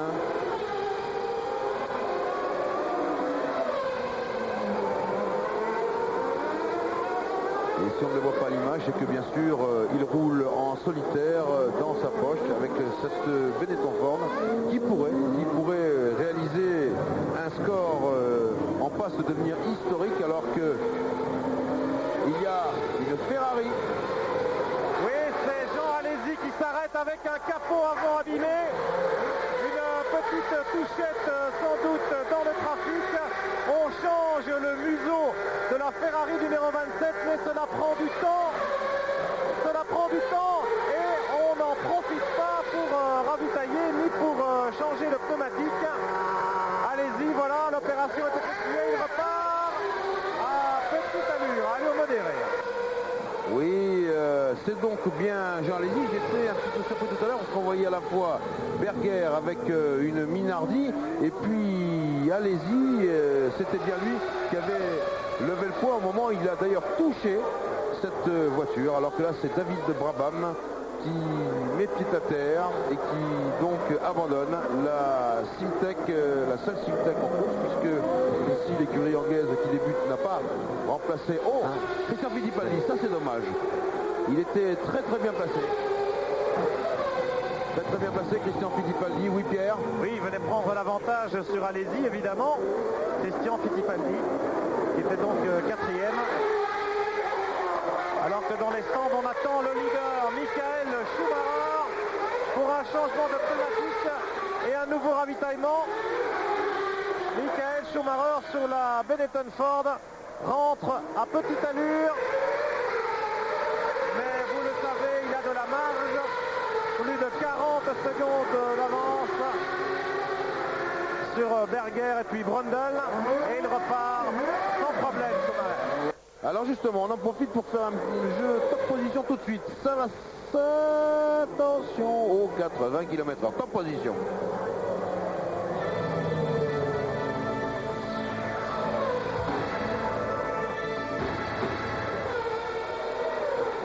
Et 36-15, côte F1 pour jouer.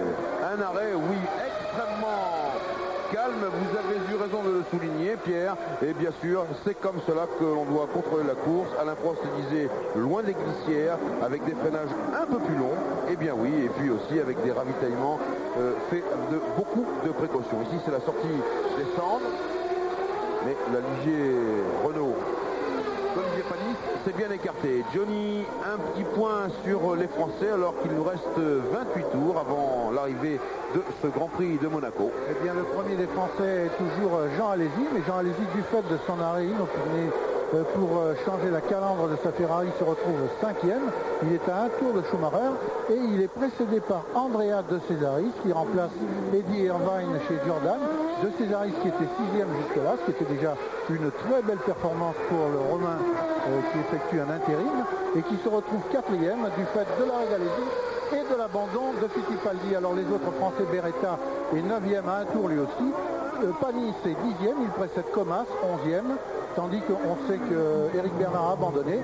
Gachot est 14e et Belmondo est 16e à 5 tours.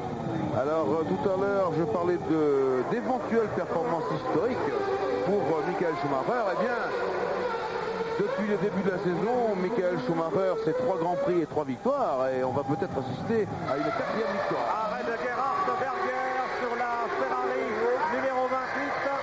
Arrêt ravitaillement qui était prévu au tour précédent, mais qui a été décalé d'un tour en raison de l'arrêt inopiné de Jean Alesi. Berger qui repart sans incident. Alors qu'il referme parfaitement sa visière pour la rendre totalement étanche. Il sort bien dans sa ligne, ce que n'a pas fait Schumacher tout à l'heure. Et voilà. La 6e place derrière Schumacher. Alors on va vérifier au tour suivant. Nous sommes pour l'instant dans le 52e tour. On va vérifier dans le 53e la distance exacte qui sépare les trois hommes, Schumacher, Brundle et Berger, dans cet ordre. Alors que, puisque nous sommes dans le 53e tour, la fatigue doit commencer à se faire sentir. Ah oui, c'est sûr, c'est là où on verra s'il y a justement une lutte entre deux pilotes, peut-être quelques petites fautes de pilotage. J'ai l'impression que Brundle, de toute façon, devrait creuser un tout petit peu l'écart, mais Berger va certainement tout faire dans les derniers tours pour revenir sur lui.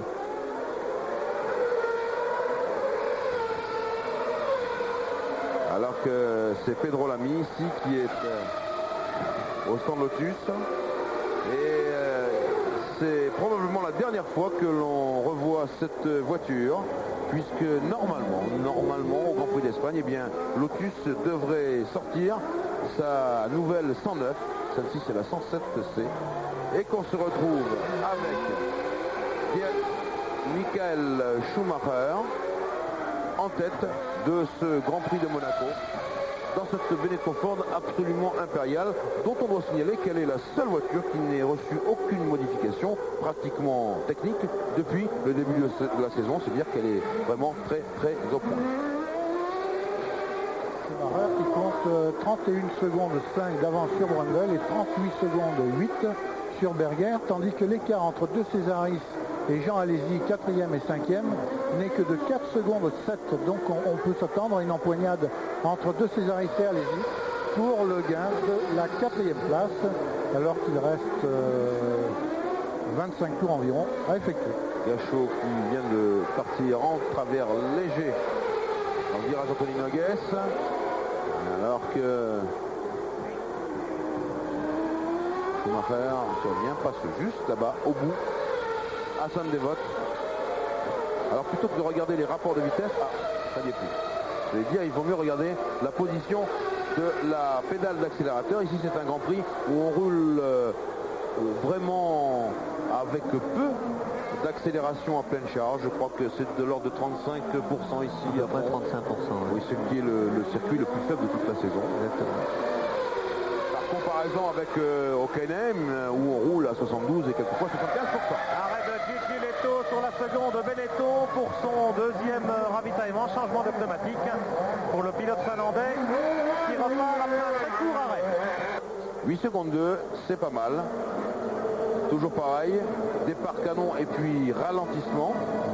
Il ne faut pas caler, mais il ne faut pas non plus écoper d'une pénalisation ou d'une amende, car Pedro Lamy, lui, a écopé de $5 000 d'amende pour avoir été pris à 74 km/h dans les stands au lieu de 50. C'est sur la route. Ça fait sourire Alain. Oui, ça c'est arrivé. Oui, bien sûr, mais bon, il faut dire aussi que le président de l'Automobile Club de Monaco, Michel Boeri, lui, s'est battu contre les ravitaillements parce qu'il estime naturellement que son circuit n'est pas fait pour cela. Et il est certain que les stands de Monaco qui étaient, alors c'est Paul Belmondo, oui c'est ça, les stands de Monaco qui étaient vraiment embouteillés autrefois, eh bien sont d'une parfaite clarté aujourd'hui. Pour ce qui concerne la course, un gros effort a donc été fait de ce côté-là. Un autre argument de Michel Boeri, le président du club de Monaco, et qui est partagé par un certain nombre d'observateurs, est que la répétition des ravitaillements trouble un petit peu les spectateurs qui perdent un petit peu le fil de la course et qui n'aident pas à une bonne compréhension des événements qui se déroulent sur la piste. Et je crois que c'est Alain Prost ici qui nous a fait remarquer souvent que le deuxième était à un tour et le troisième à 2 tours, hein, c'est ça Alain. Oui, bon là, si on voit par exemple entre De Cesaris et Jean, qui sont 4e et 5e, je ne suis pas certain moi-même de savoir si Jean doit s'arrêter encore une fois, éventuellement De Cesaris aussi ou pas, parce que c'est difficile de savoir la quantité d'essence que l'on met pour le dernier ravitaillement, et donc ça perturbe, je trouve, un petit peu le déroulement de la course en ce qui concerne sa compréhension. Donc surtout à Monaco, je pense personnellement aussi qu'on aurait dû interdire les ravitaillements, et encore une fois, je le répète, peut-être imaginer ça pour le futur, mais j'ai l'impression que la fédération veut les maintenir.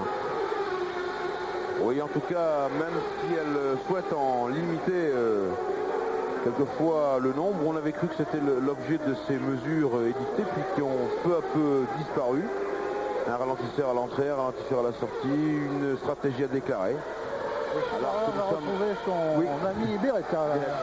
Mais je pense que Je crois qu'ils d'abord ils sont monégasques tous les deux, on peut le dire, parce que Michael Schumacher vit souvent à Monaco. Je crois que Beretta, une fois qu'il a eu compris l'étendue des dégâts, il va probablement là effectuer le plus grand geste possible de façon à ce que Schumacher comprenne que cette fois il l'a reconnu. Oui. Car la Benetton de Michael est très très visible avec ses points rouges et sa mâchoire rouge. Pénage de la chicane, là où Karl Wallinger a eu son accident. Karl Wallinger, dont je répète qu'on ne peut donner absolument aucun pronostic possible, puisque c'est son état même qui l'interdit, et ce que le professeur Grimaud, le patron du service de réanimation de l'hôpital Saint-Roch, a parfaitement défini. Les avis médicaux sont tous les mêmes à ce sujet, aucun pronostic possible pour Karl Wallinger quant à son futur naturellement, mais on sait que ces nouvelles sont un petit peu meilleures, Denis. Puisque le docteur Grimaud va jusqu'à dire qu'on peut s'attendre au pire, mais on peut également s'attendre au meilleur. Donc il faut croiser les doigts, prier pour Wallinger et que ce soit le meilleur qui se produise et qu'il arrive. Pour lui, ce qui s'était passé pour le Colombien Roberto Guerrero, qui courait en Formule 1 il y a quelques années et qui est actuellement en Indianapolis, qui est resté pendant 12 jours dans le coma après un choc sur la tête, et qui aujourd'hui est à même de courir à nouveau. Alors que c'est Derek Warwick qui va interviewer son pote Mark Blundell. Ils ont été tous les deux par exemple dans l'écurie Peugeot les 24 heures du Mans. Ça veut dire que nous sommes ici au-dessus des 100, Jean-Louis, avec plusieurs personnalités, parce que si Derek Warwick travaille pour la BBC, eh bien nous avons Eddie Irvine ici à côté de moi qui travaille pour ESPN, la télévision américaine. Eddie Irvine qui va reprendre du service dans 15 jours au Grand Prix d'Espagne. Oui, Eddie Irvine qui a été très rapidement puni, alors que là, Derek interviewait Mark Blundell. Et on se retrouve... Mark Blundell qui est à nos côtés maintenant. Alors. Mark, a good race at the beginning and then what kind of problem? Yeah, the race was very good. Unfortunately, we seem to have an engine or gearbox problem. And that's malheureusement, j'ai eu des problèmes de moteur ou de boîte de vitesse. Et j'ai dû m'arrêter. Ce qu'on avait vu, bien sûr, avec un grand nuage d'huile qui a failli coûter cher à Michael Schumacher d'ailleurs. Il est passé à 2 doigts du rail. Qui a évité la glissière à la sortie de Sainte-Dévote d'extrême justesse. Et l'on peut expliquer le désespoir exprimé par son geste par Mark Blundell au moment de son abandon. Il a surmonté cette déception par le fait qu'alors il était 6e et qu'il était dans les points. Et malheureusement pour un pilote de son niveau qui occupe une place dans une écurie de second plan, être dans les points à 6e, c'est déjà un très beau résultat qui lui a échappé par malchance. Et depuis le début de la saison, Mark Blundell, qui a fait une très très belle saison l'année dernière sur l'IG Renault, n'a pas encore réussi à finir un seul Grand Prix sur sa Tyrrell Yamaha. Alors, un point sur le classement avec, tiens, Bertrand Gachot a abandonné à son tour. Il cherche la sortie du circuit. Bertrand Gachot. Ah ben voilà, c'est la porte. Au revoir Monsieur Gachot. Et oui, Pierre Van Vliet, votre presque compatriote, a abandonné. Tout à l'heure, il semblait avoir pas mal de problèmes d'adhérence, pour être précis. Du côté du casino, il va pouvoir rentrer à l'hôtel à pied.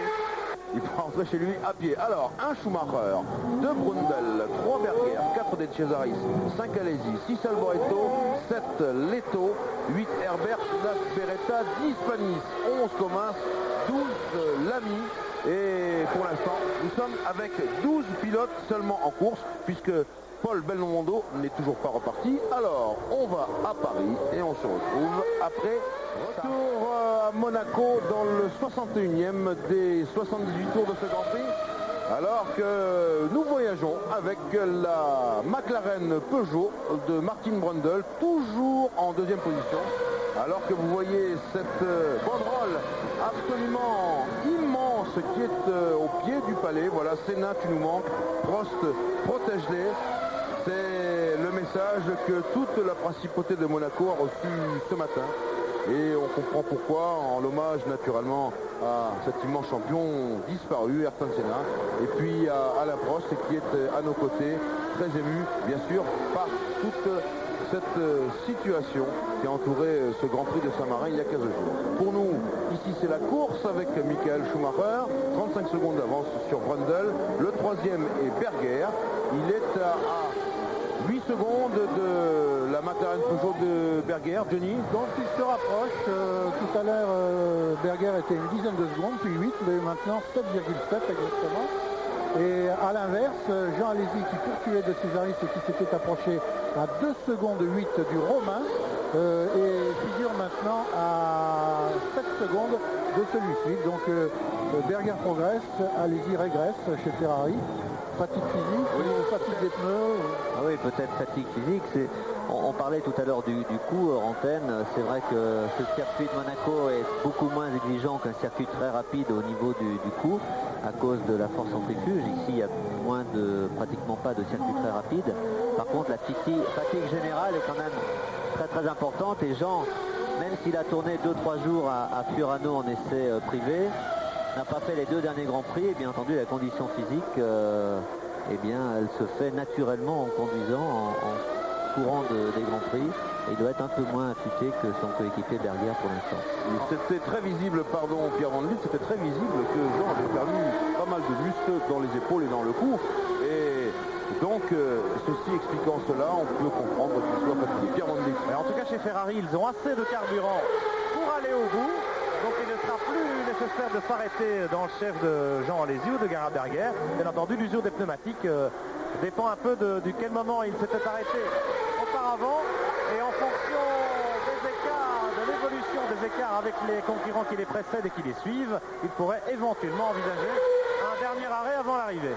Alors que ici, Michael Schumacher s'est débarrassé. Voilà, ça va être l'abandon de Gachot. Non, c'est Paul ça. C'est Paul. Qui toujours en course, oui, mais qui était hors classement, parce que trop distancé par les hommes de tête après ses nombreux arrêts. Alors qu'on abandonne la Benetton forte de Michael Schumacher aux prises avec une Lotus à moteur Honda Mugen. Schumacher, 35 secondes et 4 dixièmes d'avance. 33 secondes et 9 dixièmes maintenant sur Martin Brundle, avec les images de cette caméra embarquée dans le tunnel, puis la sortie du tunnel. Pierre. Oui, Belmondo qui rentre au ralenti. Je crois qu'il a des problèmes de boîte de vitesse sur la Pacifique. Eh bien, après avoir eu des problèmes de moteur, puis des problèmes de châssis, puis des problèmes de triangle, c'est le bout pour cette Pacifique, dont on dit qu'elle va sérieusement être revue, car elle a un loup aérodynamique. C'est aussi bien Bertrand Gachot que Paul Belmondo qui le disent. Et puis après ça, eh bien, on aura peut-être une voiture un peu plus compétitive. Schumacher toujours en tête. Brundle 2, Berger 3, De Cesaris 4, Alesi 5, Alboreto 6, Leto 7, Herbert 8, Beretta 9, Panis 10, Comas 11, Lamy 12. Alors que Berger a un petit peu de retard sur Brundle. Il est à 9 secondes maintenant environ. Et l'on remarque que Leto, le Finlandais Leto, dont le début de course avait été fort timide, fort discret, puisqu'il se battait au niveau de la 15e place avec Beretta, progressivement il a réussi à tailler la route dans le peloton, et le voici maintenant 7e, à un tour, mais 7e derrière Alboreto. Donc à portée d'entrer dans les points, ce qui pour sa rentrée en course après son immobilisation serait tout à fait satisfaisant pour lui, je pense. Oui, vous savez, Johnny, il y a cette spirale de l'incertitude dans laquelle peut plonger un pilote. Et Leto a dû y être jeudi et samedi au cours des essais, car vraiment, lui, il était au fond du trou, alors que Schumacher voltigeait à la tête, à la pointe des Grands Prix et des qualifications. Et je pense que maintenant, Leto a peu à peu retrouvé cette confiance qui a failli lui manquer au cours du week-end. Quand même important de signaler que, en tout cas, les 3 pilotes qui ont eu récemment des accidents, c'est-à-dire Leto, Alesi, Barrichello, n'ont pas été vraiment dans une situation favorable ce week-end à Monaco par rapport notamment à leurs coéquipiers respectifs. Ça prouve bien que les pilotes sont choqués d'un côté mentalement par ce qui s'est passé, mais après un choc aussi violent que ceux qu'ils ont eu dans les semaines passées, c'est un peu moins évident quand même de revenir au top tout de suite, surtout sur un circuit aussi difficile comme Monaco. Alors, oui Pierre. Et encore un arrêt, c'est Lotus.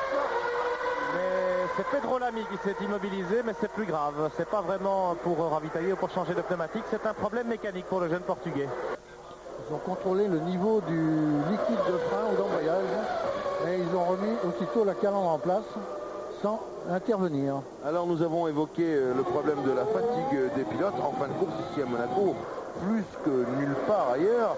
Et Georges Geoffrey nous a fait un plan rapproché des débris de gomme qui jonchent la piste.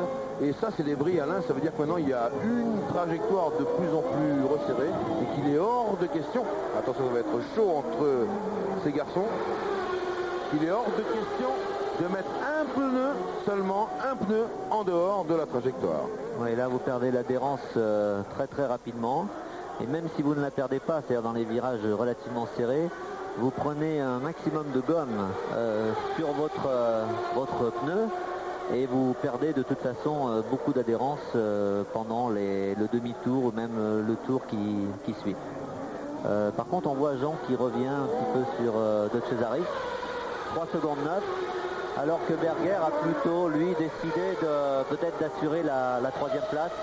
Ce qui se passe souvent dans les derniers tours du Grand Prix, c'est que justement en fonction de votre condition physique, vous pouvez en remettre, comme on dit, ou alors vous assurez votre place parce que vous sentez que peut-être d'aller un peu plus loin dans vos ressources physiques et vous risquez de perdre tout le bénéfice de votre course.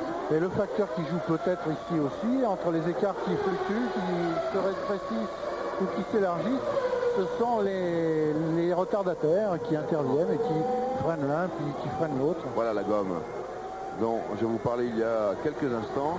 Dans la montée de beau rivage, il y a un chemin tout droit, un seul, à ne pas négliger. Pour la seconde place, ça a l'air réglé maintenant puisque Berger est à 15 secondes. Donc sauf incident mécanique, Brundle devrait rester dans sa position. Par contre, on va voir si Jean, certainement déchaîné dans les derniers tours, et comment il va attaquer surtout De Cesaris, qui lui est tout heureux de sa 4e place, et ça va être de toute façon difficile à dépasser. Berger qui n'arrive pas à se défaire de la Minardi qui le précédait de peu et qui lui a même pris quelques longueurs là, dans ce demi-tour. Alors, il est certain qu'au sein de l'équipe Jordan Hart ou Rubens Barrichello, le chouchou, faut bien le dire, eh bien, si De Cesaris parvient à marquer des points, il sera une presque victoire. Normalement, Andrea doit remettre le volant de sa Jordan Hart à Eddie Irvine pour le Grand Prix d'Espagne dans 15 jours, car je crois, Johnny, que la punition d'Irvine, c'était 3 Grands Prix de suspension. En théorie, Irvine doit effectuer sa rentrée dans 2 semaines au Grand Prix d'Espagne sur le circuit de Barcelone. Et on verra si l'éventuel bon résultat de De Cesaris influence ou non la décision de Eddie Jordan en ce domaine. Et alors tout à l'heure on parlait avec Alain de l'expérience qui est nécessaire sur un circuit comme Monaco pour amener sa voiture au bout, et on constate que dans les 6 premiers, ce sont des vieux routiers. Maintenant que Senna hélas n'est plus là, maintenant que Mansell est parti en Indianapolis et que Alain Prost préfère effectuer les Grands Prix à nos côtés pour TF1, eh bien les anciens, ce sont Brundle, Berger, De Cesaris, Alessi, Alboreto, qui sont 2, 3, 4, 5 et 6. Le plus jeune des anciens, il commence à devenir ancien, Schumacher, est en tête de cette course.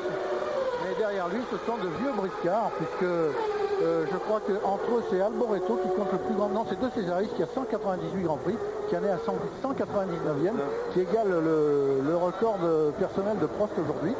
Alboreto 182, Berger 151 pour ce qui concerne aujourd'hui, Brundle 118 et Alesi 73. Voilà le nombre des Grands Prix de ces garçons. Quant à Schumacher, eh bien lui, il livre ici son 42e Grand Prix. Effectivement, c'est toujours l'expérience qui parle ici. Et alors à propos d'expérience, Jean-Louis, je peux vous lire quelques statistiques que j'ai établies avant le départ du Grand Prix de Monaco. Au nombre des victoires, Prost avec 51 victoires précédait Senna 41 victoires et Mansell 30 victoires. Et aujourd'hui en course, l'homme qui accumule, qui totalise le plus grand nombre de victoires, c'est Berger. Et Berger en compte 8. On est bien loin des 51 victoires d'Alain, des 41 victoires de Senna. 8 victoires pour Berger, c'est l'homme qui en compte le plus. Je suis aux côtés de Christian Fittipaldi qui a abandonné. Christian, un très beau début de course et puis vous avez eu des problèmes. De quel ordre? Yeah, I had a problem with my gearbox. Problème de boîte de vitesse. The car was running well, and I reckon that today it was possible to finish in the top 3. C'est dommage parce que la voiture était très bonne aujourd'hui et je pense que j'aurais pu finir sur le podium dans les 3 premiers. Okay, thank you. Merci. Christian Fittipaldi qui était un petit peu trop fatigué pour parler français aujourd'hui. Oui, et puis il faut constater que c'est encore une panne de transmission qui arrête ces arroses, par ailleurs très bien faites dans le domaine aérodynamique. Jean-Louis, je peux vous dire que Jean Alesi est revenu dans les échappements de la Jordan de Cesaris. De Cesaris qui a un petit peu de difficulté dans le trafic. Il en a eu pour doubler la Lotus de Johnny Herbert. Il est maintenant derrière la Larousse de Beretta. Eh bien, pour conclure avec les statistiques que nous donnait Johnny tout à l'heure, je dois ajouter qu'il n'y a pas de champion du monde en course aujourd'hui et que cela ne s'était pas produit depuis 1959 et que par conséquent il faut bien se dire qu'une page a été tournée et cette fois définitivement tournée. Un Schumacher avec 27 secondes d'avance sur Brundle en deuxième position, Berger troisième. Johnny. Et pour en finir avec ce style de statistique, on peut dire aujourd'hui aussi que sont en piste uniquement des pilotes qui n'ont jamais gagné à Monaco. Donc celui qui gagnera tout à l'heure inaugurera une nouvelle série. Oui, puisque dans cette hiérarchie, c'est Ayrton Senna 6 victoires, Graham Hill 5 victoires, Alain Prost 4 victoires, je crois. Et puis on pourrait peut-être tirer un coup de chapeau aux Français qui ont gagné à Monaco, puisque si Alain a gagné 4 fois ici au Grand Prix de Monaco, il faut se souvenir que Maurice Trintignant a gagné à 2 reprises en 1955 et 58, et Beltoise et Patrick Depailler ont gagné une fois chacun. De Cesaris est toujours bloqué derrière Beretta et Jean Alesi est maintenant dans son sillage. Mais Beretta l'a enfin vu, il a vu les drapeaux bleus, il s'est écarté et les deux pilotes le dépassent avant Sainte-Dévote. Non, un seul Alesi n'a pas pu passer, c'était trop loin. Ce qui donne pour l'instant toujours un Schumacher de Brundle, 3 Berger, 4 de Cesaris, 5 Alesi, 6 Alboreto pour ceux qui doivent marquer des points. Voilà, c'est écrit sur votre écran, l'écart 7 dixièmes, c'est peu, c'est très peu. 8e Beretta, 7e Leto, 8e Beretta, 9e Herbert, 10e Panis, 11e Comas. Jean Alesi aura beaucoup de mal parce qu'on a vu dans le passage du virage du Casino que la route tenait un peu mieux à la route que la Ferrari et Jean Alesi a concédé 1 ou 2 longueurs à Beretta.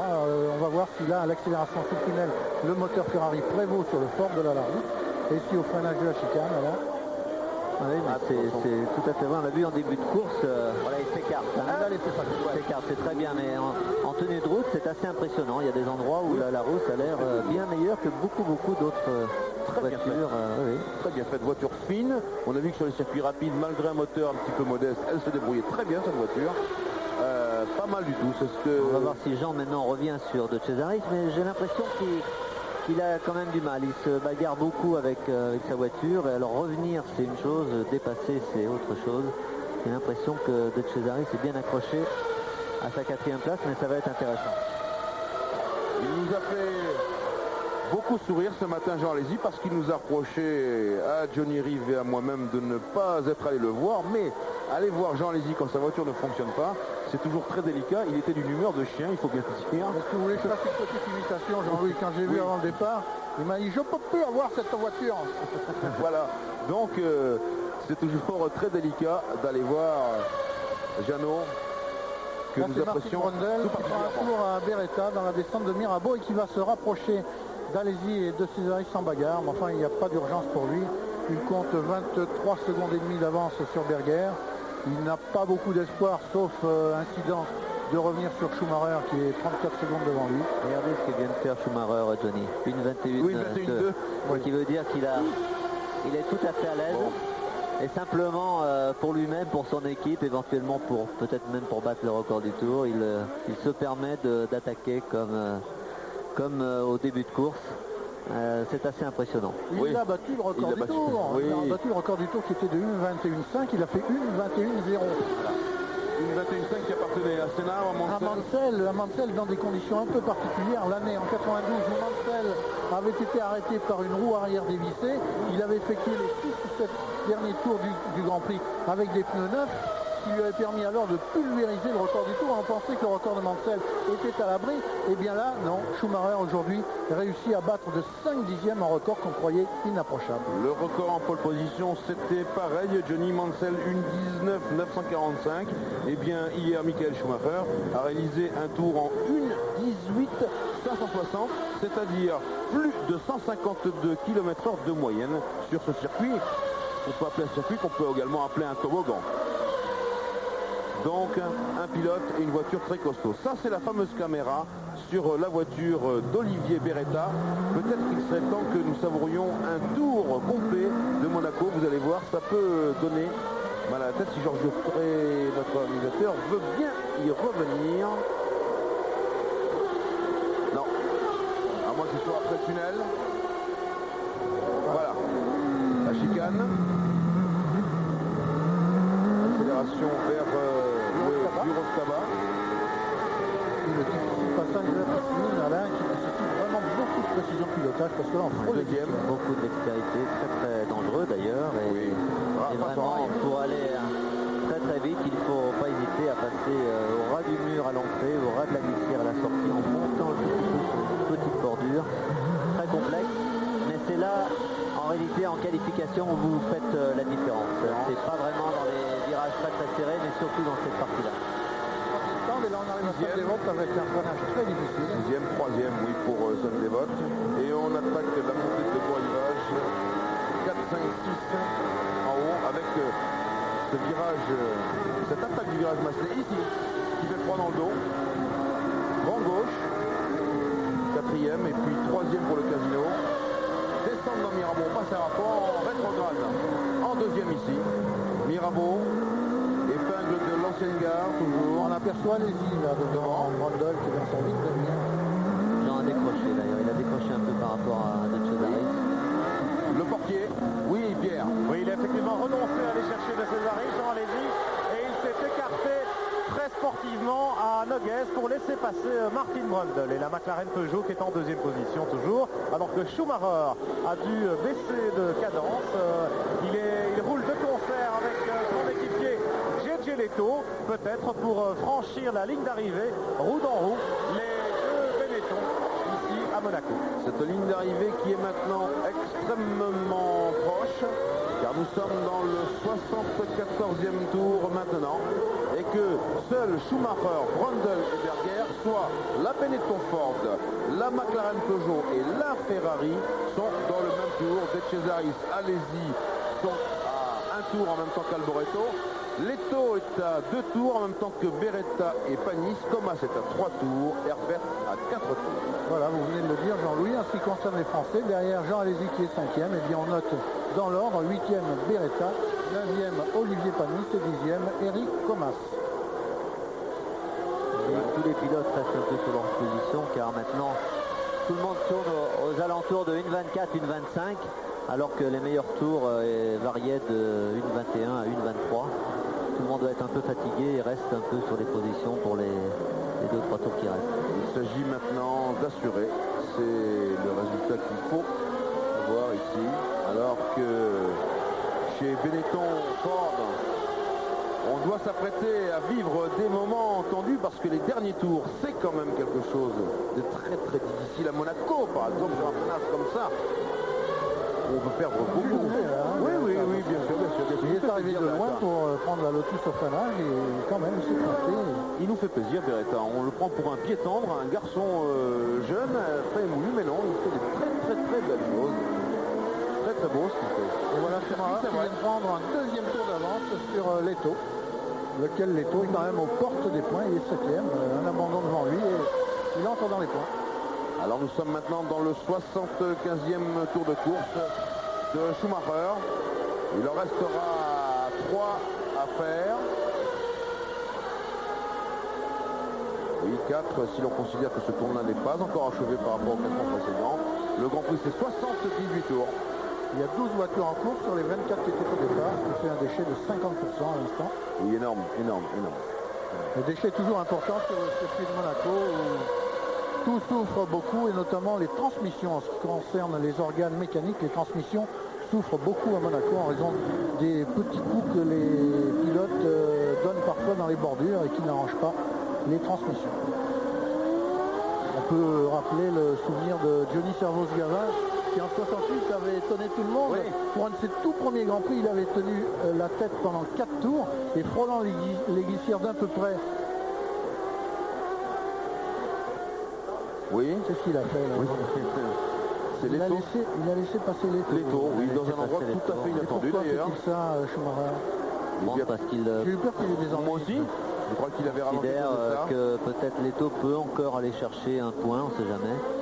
Et pour éviter, lui, il a certainement l'intention de ralentir un peu pendant les 3 derniers tours. Donc plutôt que de le gêner, parce que Leto ne voudra pas volontairement le dépasser, donc il préfère peut-être qu'il soit devant et contrôler sa course à sa guise pour les 3 derniers tours. C'est tout à fait correct. Je trouve ça intelligent pour lui-même et pour l'équipe. À la limite, c'est mieux de ne pas avoir une voiture derrière soi.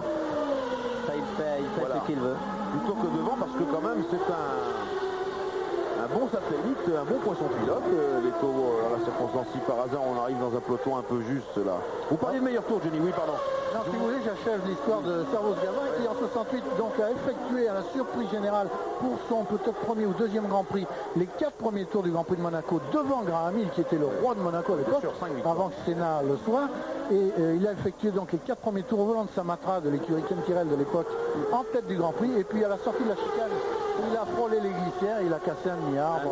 Oui, c'était la punition irrémédiable. On parlait de meilleurs tours, je voulais vous dire que jusqu'à présent, depuis le début de la saison, c'est Schumacher qui les a alignés. Il a fait le meilleur tour à Interlagos, il l'a fait à Imola, il l'a fait également à Imola.